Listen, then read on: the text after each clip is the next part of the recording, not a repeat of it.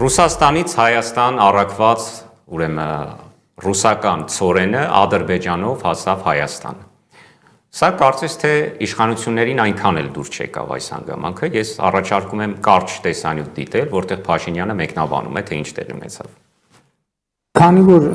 իրավիճակը անսպասելի եւ դինամիկ զարգացումներ են ունենում, ամեն օր բան է փոխվում, որտեղ ի սկզբանե նախատեսված էր, որ Ղազախստանից պետք է գա առաջին գնացքը, ընկալումն այն էր, բայց դրանից հետո պարզվեց, որ Ադրբեջանը նման հնարավորություն տալիս է նաև Ռուսաստանից եկող գնացքներին եւ հիմա Ռուսաստանից որոշակի ապրանքախմբերի այդ ճանապարհով Հայաստան արտահանելու վերաբերյալ ես գիտեմ, որ հայտեր են գեներացվում եւ ըստ էության ստացվում է, որ հոսքերը սկսում են վերադասավորվել եւ Ադրբեջանով Հայաստան հասնելու համար եւ մինչդեռ Ղազախստանի ի սկզբանե նախատեսված շարժակազմը դեռ տեղ չի հասել, այսինքն մինչեւ հիմնական առիթ հանդիսացած շարժակազմը տեղ հասնի, դրանից առաջ ենթադրում եմ, որ գուցե թե էլի շարժակազմեր լինել, նկատի ունեմ իրավիճակը անդադ փոխվում է, որովհետեւ նորանոր հայտեր են առաջանում։ Պարոն Հակոբյան, փաստորեն Փաշինյանը զարմացած էր նախ այն հանգամանքից, որ Ադրբեջանը թույլ է տվել, որպեսզի ռուսական ցորենը հասնի Բաքվով Հայաստան, եւ կարծես զարմացած էր այդ հանգամանքից ու մի տեսակ էլ դժգոհ։ Իսկ հարց է առաջանում, ինչու պետք է Ադրբեջանը թույլ չտար, եթե Ադրբեջանը ինչպես ազդարարվում էր, արդեն մի 10 օր առաջ դեռևս ազդարարում էին, որ Ադրբեջանը բացում է ճանապարհը բեռների համար դեպի Հայաստան, ապա ինչու պետք է Ադրբեջանը այդ պարագայում, ասենք, ընտրողական բան աներ, սելեկցիա աներ, որ երկրից թողի, որ երկրից չթողի։ Այդ զարմանքը կամ պայմանավորված է երևի թե պայմանավորված է նրանով, որ այդպիսի պայմանավորվածություն է եղել Ադրբեջանի հետ, որ ներքին մեր լսարանի համար այնպիսի ներկայացում խաղան, որ իբր, այսպես ասենք, սա այլընտրանք է ռուսական ցանկացած ապրանքատեսակի, մասնավորապես ցորենի։ Տվյալ պարագայում մենք տեսնում ենք, որ ամենայն դեպս Ադրբեջանը որևէ ֆիլտրացիա չի անում, ռուսական է, ղազախական է, ուզբեկական է կամ մի այլ երկրի է, դա մեկ, եւ երկրորդը իմ մոտ օրինակ հարց է առաջանում, եթե ինչպես պնդում էին Հայաստանի ղեկավարները, մասնավորապես նաև էկոնոմիկայի նախարարն եմ հիշում, ասում էր ղազախական, չգիտեմ, ցորենը արդեն եկել է Հայաստան, ես հիշում եմ, որ ասում են եկել է Հայաստան։ Այս առումով ես էլ եմ զարմացած, որ չի եկել, որովհետև իրենք ասում էին, որ եկել է առհասարակ։ Եվ թե չի եկել, որտեղ է հիմա այդ ցորենը, այսինքն այսքան երկար որտեղով է պտտվում այդ կամ որտեղ է կանգնած։ Ենթադրում եմ, որ կարող է Վրաստանում է, ինչպես ասում են, հիմա կանգնած, որովհետև ես օրինակ սպասում եմ, որ Վրաստանը որևէ պատասխան տալու է Եվրոնեստում Հայաստանի իշխանության դրսևորված դեմարշին, երբ փաստացի հակավրացական բանաձևի տակ փոխոսնակից զատ նաև այլ պատասխան կլինի, կարծում եք։ Ես կարծում եմ պատասխանը փոխոսնակի ասածը դա քաղաքական բնույթի հայտարարություն է, դա քաղաքական պատասխան է, բայց կարող են լինել նաև պատասխաններ գետնի վրա, ռեալ պատասխաններ, այնպիսին, ինչպիսին, ասենք, երբ թույլ չէին տալիս, ասենք, հայկական կոնյակը դուրս գա դեպի Ռուսաստան, ասենք, միջև այդ Վրաստանը, ես չեմ հիշում, այս տասնամյակներ շարունակ, ասենք, վերջին գոնե մոտ 25 կամ 30 տարվա ընթացքում, որպեսզի Վրաստանը տրանզիտային կոնյակը ստուգեր, օրինակ որակը, կամ դա ինչու պետք է իրենք ստուգեին, եթե այդ ապրանքը իրենց շուկայի համար չի, բայց ասենք որոշել էին ստուգեն, չէ՞, եւ այլ խնդիրներ կային։ Ես կարծում եմ խնդիրները բավականին խոր են, չերևացող էին, այդ իսկ պատճառով Վրաստանը այն ժամանակ էլ այդ կոնյակի հետ կապված ինչ որ բաներ հասկացնում իր մեսիջներ Վրաստանի։ Գուցե նորից ինչ որ քաղաքական խնդիրներ էին առաջացել, բայց Վրաստանը փաստորեն տնտեսական ոլորտում, տնտեսական ինչպես ասում են, գոտում իր պատասխանը տվեց, գուցե հիմա էլ այդպիսի մի բան լինի, ասենք հանկարծ ես չեմ զարմանա հիմա, եթե օրինակ այդ նույն ղազախական շարժակազմը Հայաստան բերվող ցորենով, ասենք ինչ որ միտեղ Վրաստանում է, ինչպես ասում են, լրվել, այսպես ասենք, այս առումով։ Բայց ինչ վերաբերում է Փաշինյանի զարմանքին, ապա ես եթե մարդը զարմանում է, որ միջև հիմա թե ինչու Ադրբեջանը ռուսական ապրանք է թողում իր տարածքով, ապա դա մի բան է նշանակում, որ այլ պայմանավորվածություններ են եղել Ադրբեջանի հետ, թե հղում է անում ռուս-ադրբեջանական կոնֆլիկտին։ Դե գիտեք, ընդհանրապես հղում անել ռուս-ադրբեջանական կոնֆլիկտի վրա դա ընդհանրապես անմեղսունակություն է այն առումով, որ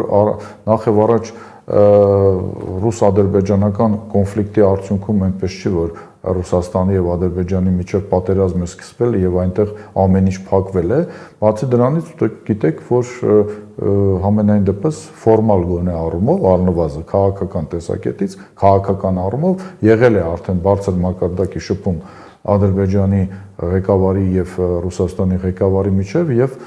ինչ որ մի մակարդակի վրա հարաբերությունները վաղուց, այսպես ասենք, վերականգնվել են եւ այս առումով հույս ընդունել նրա վրա, որ Ադրբեջանի եւ Ռուսաստանի միջև հարաբերությունները այն աստիճան վատ են, որ Ադրբեջանը օրինակ ռուսական որևէ ապրանքատեսակ չի թողելու տրանզիտով գա Հայաստան, դա ընդհանրապես կարծում եմ հիմնազուրկ է, մնում է որ մի բան, որ իրար հետ պայմանավորվել էին Հայաստանյան ներքին լսարանի համար ինչ որ շոու կազմակերպել կապված, այսպես ասենք, այլընտրանքային ծորենի հետ կապված, այլընտրանքային ռուսական ծորենին, բայց ստացվեց այնպես, որ միևնույն է այդ ճանապարհով առաջինը Հայաստան հասավ, փաստացի նորից այդ ռուսական ծորենը։ Այսինքն իրենք խոսում էին այլընտրանքային ճանապարհների մասին, խոսում էին ռուսական տնտեսական ազդեցությունից դուրս գալու մասին, բայց փաստացի ունեցանք հակառակ էֆեկտը։ Դե ընդհանուր առմամբ նույնիսկ եթե հիմա առաջինը ղազախականը գար, դա էլ չէր նշանակում, որ ասենք դա ռուսական, չգիտեմ, տնտեսական ազդեցությունից դուրս է եկել։ Ամենայն դեպս ֆորմալ առումով իշխանության համար ավելի հեշտ կլիներ դա ներկայացնել, իբրև դա զուտ, այսպես ասենք, էժանագին շոուի մակարդակի, էժանագին PR-ի մակարդակի բան կարող է լինել, ասենք դա 1-2 ժամվա ազդեցության գործիք էր, որովհետև ամեն դեպքում, եթե մի հատ գալիս է ղազախականը, որից հետո գալիս է 10 շարժակազմը, օրինակ նույն ռուսականով, դա չի նշանակում, որ ապրանքատեսակի տեսակարար կշիռը ծագման առումով նվազում է ռուսականը, ղազախականը, բան դա, նորից եմ ասում, դա շատ կարծում եմ սահմանափակ ուղեղ ունեցող լսարանի համար է այդ PR-ը, եթե այդպեսին լիներ, բայց մենք տեսանք, որ դա էլ չեղավ։ Նորից եմ այդ հարցը նորից եմ տալիս, որտեղ է գտնվում ի վերջո այդ ղազախական շարժակազմը, ղազախական ալուրով, բանով, ծորենով շարժակազմը, եթե չգիտեմ, արդեն երևի մոտ 2 շաբաթ առաջ ազդարարել էր, որ արդեն հեսավոր որ է պետք է մտնի Հայաստան, բայց չկա։ Համենայն դեպս Փաշինյանի խոսքում չկար որևէ ինֆորմացիա, թե որտեղ է գտնվում այդ դեպքում բանը ղազախական վաղուց խոստացված ղազախական ծորենով շարժակազմը։ Գալով արդեն ընտրությունների թեմային, Փաշինյանը նաև դրա մասին է այսօր խոսել լրագրողների հարցերին ի պատասխան, ասել է, թե ինչու կուսակցականները առաջադրվելիս ավելի քիչ գումար են տալու, քան անկուսակցականները, խոսքը նրա մասին էր, որ ընտրական ցուցակներում առաջադրվող մարդիկ կարող են լինել նաև շարքային քաղաքացիներ, որոնց դեպքում գումար է սահմանված 1.5 միլիոն դրամ, այսինքն վճարիչ քաղաքացիական պայմանագրին 1.5 միլիոն դրամ եւ ընդգրկվիր նախընտրական ցուցակում։ Նման պրակտիկա առնվազն ապա երկրների մակարդակում կա, թե ոչ։ Գիտեք, ես չեմ կարող հիշել, որ որևէ միտեղ ամենայն դեպս լեգալ եղանակով նման պրակտիկա է կիրառվել, այսինքն վաճառվում են ցուցակի, ասենք, անցողիկ կամ չանցողիկ տեղերը, կամ վաճառվում է այս կամ այն գործչի կամ բիզնեսմենի լոյալությունը ըստ էության ապագա իշխանությանը, հնարավոր իշխանությանը, հա, տվյալ պարագայում։ Սա ես կարծում եմ բացահայտ, եթե չասեմ կոռուպցիա է, ապա ամենայն դեպս կոռուպցիան, ինչպես իրենք են ասում, պոզով փոչով չի լինում, այսինքն դու այն գլխից գնում ես քո տեղը ապագա իշխանության, եթե ոչ կազմում, ապա ապագա իշխանության կողմից լավ աչքով նայելու, իշխանությանը մոտ լինելու եւ իշխանության կողմից ինչպես ասում են, բարի դրացիական հարաբերություն գնում այս առումով։ Դա իհարկե միամետություն կլներ ասել, որ այդպիսի բան չի եղել, որովհետև մենք գիտենք, որ դա արվում էր միշտ, ասենք շատ դեպքերում այն բիզնեսմենների հայտնվելը ցուցակում շատ դեպքերում պայմանավորված էր վճարած գումարի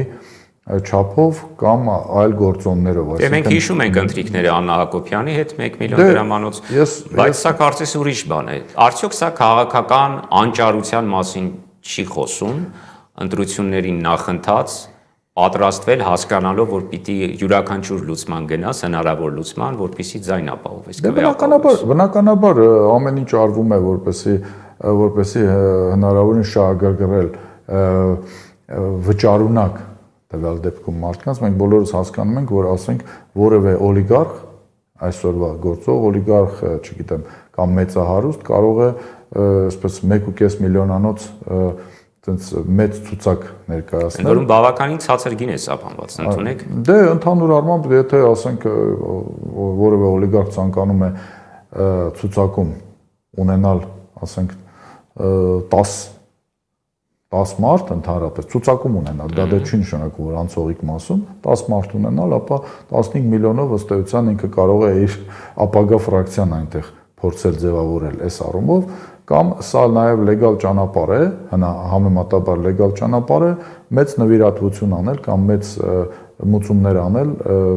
տվյալ պարագայում իշխանության դրամարկղ, ասենք շատ ավելի մեծ գումարներ վճարել տարբեր անունների տակ։ Դե պրակտիկայում նորից եմ ասում, ոչ լեգալ էս ամեն ինչը արվում էր, այդ նույն բաները, դրամահավաքները, որ տեղի էին ունենում, չէ, այս կամ այն մարդու անունով բավականին շատ մարդկանց անունով ինչ որ գումարներ էին գրում, չէ, եւ այսպես ասենք հավաքում էին բավականին պատկառելի միլիոնավոր դոլարներ այս առումով։ Տվյալ պարագայում ես կարծում եմ պատրանք է ստեղծվում, որ ամեն ինչ, այսպես ասենք, ռեալիթի շոուի բանով է արվում, այս ամեն ինչը պատրանք է ստեղծվում, որ ամեն ինչ շատ թափանցիկ է, տվյալ պարագայում այն ինչի մասին բոլորը գիտեն, իրենք իբր թե թափանցիկ են սարքում, տվյալ պարագայում ես կարծում եմ սա այսպեսի պրակտիկա իհարկե չկա, բայց մենք շատ բան ենք տեսել, ես կարծում եմ սա նույնիսկ ասեմ ձեզ չարյաց փոքրագույնն է, այն այլասերումներից, այդ թվում նաև քաղաքական դաշտում, որը եղել է վերջին տարիներին։ Եվ այս նոր պրակտիկան կտա իր արդյունքը Փաշինյանի համար։ Դե գումար հավաքելու առումով բնականաբար կտա այդ պրակտիկան։ Ես չգիտեմ ճիշտն ասած ինչպես են իրենք պատկերացնում, թե ով որ տեղում պետք է լինի, որովհետև այդտեղ տարբեր գործոններ կան, չէ, անցողիկ տեղերում, որովհետև պարզ է, որ եթե նույնիսկ հայտարարում է, որ ասենք 300 հոգանոց ցուցակ է կազմվելու, չէ, ամեն դեպքում, ես չեմ կարծում, որ նույնիսկ ԿՊ-ում այն աստիճան կտրված են իրականությունից, որ պատկերացնում են, որ ասենք 100 քանի հոգի պետք է անցնի։ Դե պիտի ստուգեն, չէ՞, նաև այդ մարդը ով է, գուցե ընդդիմություն է։ Դե ամեն ինչ պետք է ստուգեն, ես չեմ կարծում, որ գործը կհասնի, չեմ կարծում, որ գործը կհասնի նրան, որ կվճարեն նոր դրանից հետո կստուգեն, այսինքն դա ֆորմալ մասն է, իրականում այնտեղ պատահական մարդիկ առհասարակ չեն լինելու, նույնիսկ վճարածները, չվճարածները կամ բան, չնայած ամեն տարբերություն ովանավանքի պատարագի։ Այսինքն ամեն դեպքում տեսեք, նույնիսկ այն 500,000 վճարողները, որոնք կուսակցության անդամներ են, ակտիվիստներ են, քաղաքական վերնախավի անդամներ են, չէ՞, երևի հաշվի է առնվելու ոչ միայն գումարը, այլ նաև թե որքան է նվիրվածությունը անձամբ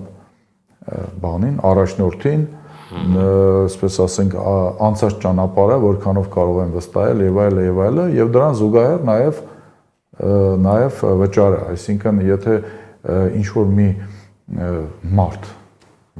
մի տեխնացուներից մեկը, որ քաղաքական թիմի անդամ է, ասենք մի 10 տարուց ավել քաղաքական թիմի անդամ է, ինչ որ մեկն է գա, ասենք 1.5 միլիոն վճարի, ես չեմ կարծում, որ այդ 1.5 միլիոնը տվյալ պարագայում մեխանիկորեն ավելի մեծ հնարավորություններ է տալու վճարողին, քան ասենք քաղաքական թիմի այդ կարկառուն անդամի նախկին ճակերտներում կամ առանց ճակերտների ավանդը է ամենում։ Ես կարծում եմ այստեղ ուղղակի լեգալիզացնում են այն գումարները, փորձում են լեգալիզացնել գումարների մի մասը, որը որ ապագայում իրենք հավաքելու են իրենց նախընտրական կամպանիայի համար եւ զուտ քարոզչական առումով անընդհատ ասելու են, որ տեսեք, ի տարբերություն մյուս հիմնականում ընդդիմադիրների, մեր մոտ ամեն ինչ թափանցիկ է, ամեն ինչ ռեալ ժամանակով է, ամեն ինչ, այսպես ասենք, միացնում եք բանը, համակարգիչը, այս ինչ կայք եք մտնում եւ տեսնում եք բանը ռեալ ժամանակով 24/7 ռեժիմով, թե որ պահին ով ինչ վճարեց անուն ազգանուններով եւ այլ եւ այլ։ Սա զուտ նորից եմ ասում քարոզչական հնարք է պատրանք ստեղծել, որ ամեն ինչը Հայաստանում այս իշխանության օրոք թափանցիկ է։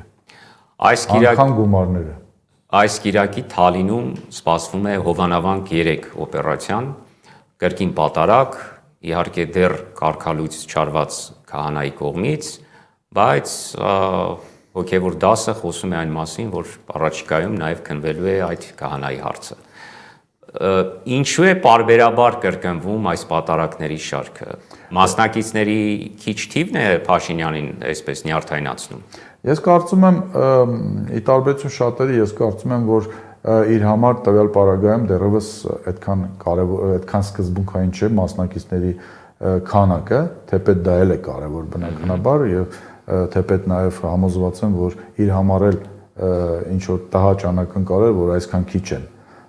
մարդկանց քանակը։ Ես կարծում եմ ինքը Օվերտոնի պատուհան է բացել Հովանավանքում կարգալույցի գլխավորությամբ պատարակներին մասնակցելը, այսինքն Օվերտոնի պատուհան այն առումով, որ ինքը ըստ էության փաստացի փորձում է ձևավորել Հայաստանի հայ-առաքելական եկեղեցի, այսպես ասենք, կոոպերատիվ եկեղեցի։ Կարող ենք անվանել դա եւ աղանդ, կարող ենք անվանել նաեւ կեղծ եկեղեցի, կեղծ ծիսակատարություն եւ այլ եւ այլ։ Ակնհայտ է, որ այն ինչ որ տեղի է ունեցել երկու անգամ Հովանավանքում, դա որևէ կապ չունի եկեղեցու հետ, դա որևէ կապ չունի պատարակ հասկացողության հետ, դա քաղաքացիական պայմանագրի ընդլայնված կուսակցական ժողովներն են, ուղղակի եկեղեցու տարածքում կամ եկեղեցու կողքերում։ Այո, դուք ասացիք կոոպերատիվ եկեղեցի, ներողություն, փաստացի կոոպերացիան դա մի քանի կազմակերպությունների մի է։ Գիտեք, ես ապա ասացի Դրսից, չէ, նկատի ունեմ, դրսից լինելու են ինչ-որ կազմակերպություններ, այսպես չակերտավոր, ովքեր կմասնակցեն այս, ուրեմն, եկեղեցու ձևավորմանը։ Գիտեք, ես չեմ բացառում դա, դրսից եթե նկատի ունենք, ասենք, սպոյլեր կուսակցությունները, ինչ որ կուսակցություններ, քաղաքական ուժեր, որոնք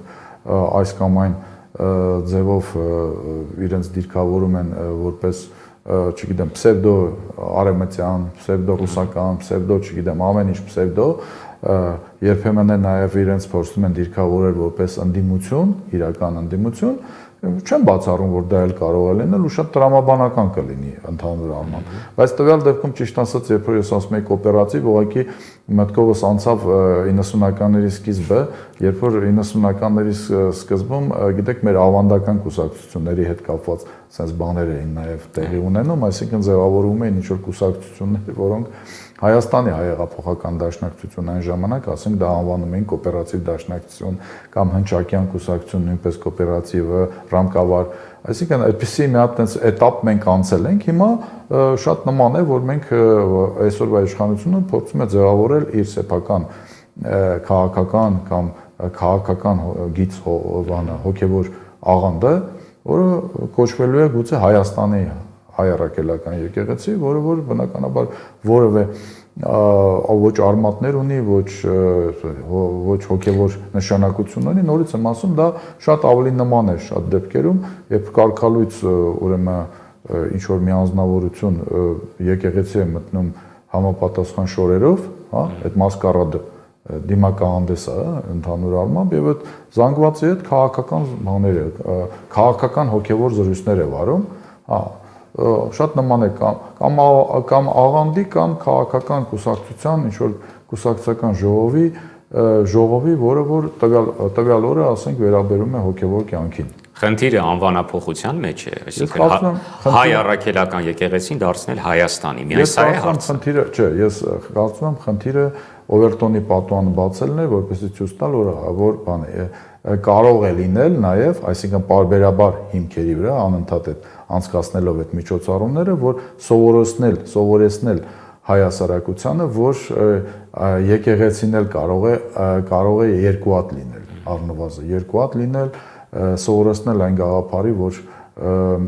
հայ առաքելական եկեղեցու ինստիտուտն էլ կասկածի տակ է դրվում, այսինքն դա արդեն դառնում է սովորական մի երևույթ, որ եթե վաղը մյուս օրը